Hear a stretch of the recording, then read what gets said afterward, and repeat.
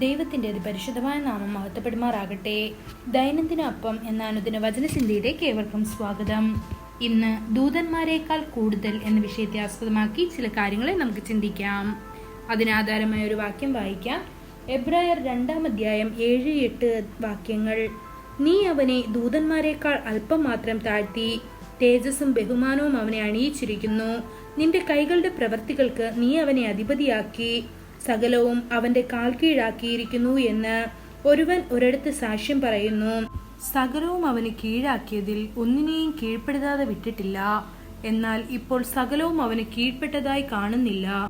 ദൂതന്മാരെ അനുഗ്രഹിച്ചതിനേക്കാൾ 1000 മടങ്ങ് കൂടുതൽ മനുഷ്യനെ അനുഗ്രഹിക്കാൻ കർത്താവ് ആഗ്രഹിച്ചു.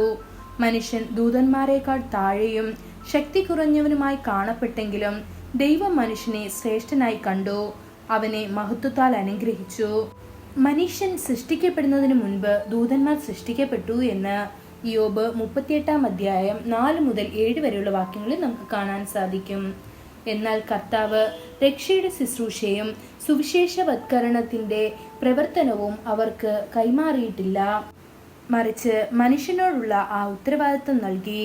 കർത്താവ് യേശുക്രിസ്തുവിന്റെ സുവിശേഷം ഭൂമിയുടെ അറ്റത്തോളം പ്രചരിപ്പിക്കാനും കർത്താവായ യേശു ദൈവമാണെന്ന് തെളിയിക്കാനും നമ്മെ ആശ്രയിക്കുന്നു.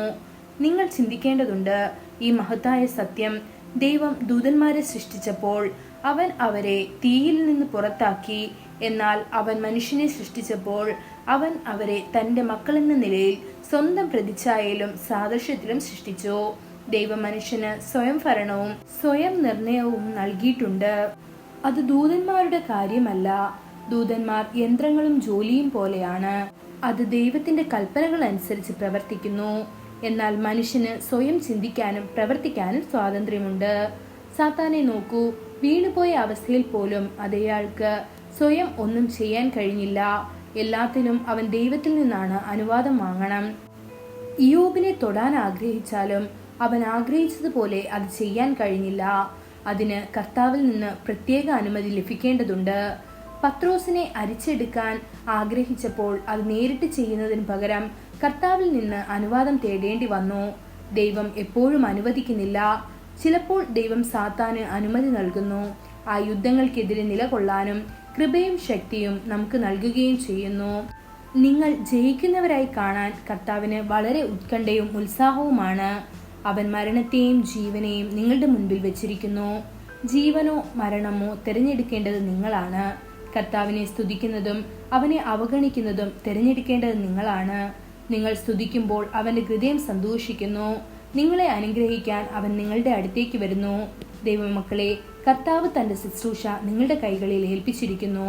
നിങ്ങൾ കർത്താവിനെ വിശ്വസ്തയോടും പൂർണ്ണ ഹൃദയത്തോടെയും സേവിച്ചാൽ കർത്താവ് നിങ്ങളുടെ ശുശ്രൂഷയെയും അനുഗ്രഹിക്കും. അവൻ നിങ്ങളെ ബഹുമാനിക്കുകയും ഉയർത്തുകയും ചെയ്യും. ഈ വചനങ്ങളാൽ ദൈവം നമ്മെ ഓരോരുത്തരെയും അനുഗ്രഹിക്കുമാറാകട്ടെ. കൂടുതൽ ധ്യാനത്തിനുള്ള വാക്യം വെളിപ്പാട് പുസ്തകം 1-ാം അധ്യായം 6-ാം വാക്യം. നമ്മെ സ്നേഹിക്കുന്നവനും നമ്മുടെ പാപം പോക്കി നമ്മെ തന്റെ രക്തത്താൽ വിടുവിച്ച് തന്റെ പിതാവായ ദൈവത്തിന് നമ്മെ രാജ്യവും പുരോഹിതന്മാരും ആക്കി തീർത്തവനുമായവന് എന്നേക്കും മഹത്വവും ബലവും. ആമേൻ.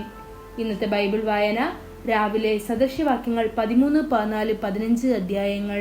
വൈകുന്നേരം 2 കൊരിന്ത്യർ 5-ാം അധ്യായം. ആമേൻ.